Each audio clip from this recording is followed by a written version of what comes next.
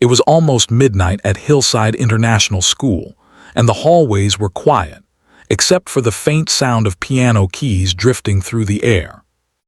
Ethan, the school janitor, paused his mopping and smiled. He knew that sound. It came from the music room.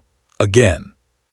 He pushed open the door gently and saw Lily, the blind girl who stayed after hours. Her tiny fingers danced across the piano keys, searching for melodies she couldn't see but somehow felt. "Hey, superstar," Ethan said softly. Lily tilted her head and grinned. "You're late, Mr. Ethan. I saved your seat." He chuckled, wiping his hands on his worn-out uniform before sitting beside her. "Guess we better not keep the orchestra waiting." They began to play together, an odd pair, a single dad janitor and a blind girl from a wealthy family. But the music they created filled the room with warmth. Ethan wasn't a trained pianist.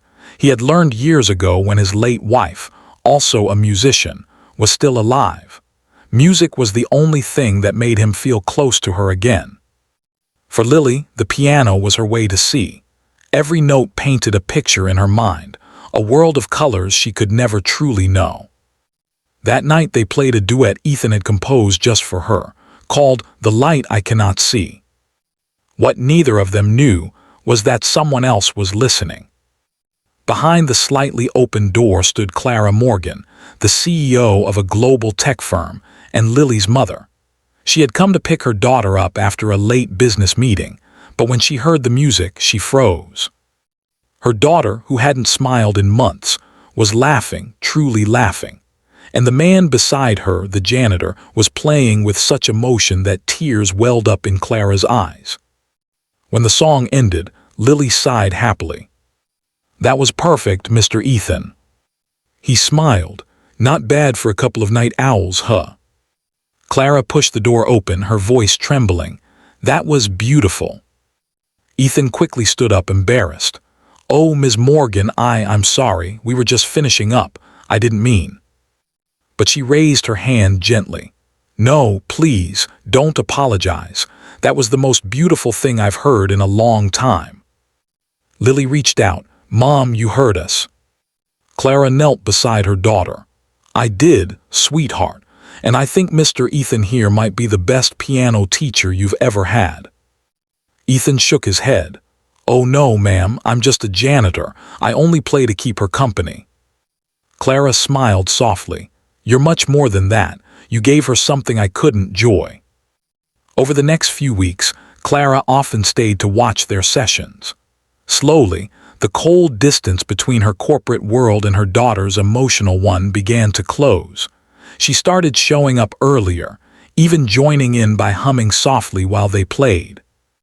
Then one evening, she said something that changed Ethan's life.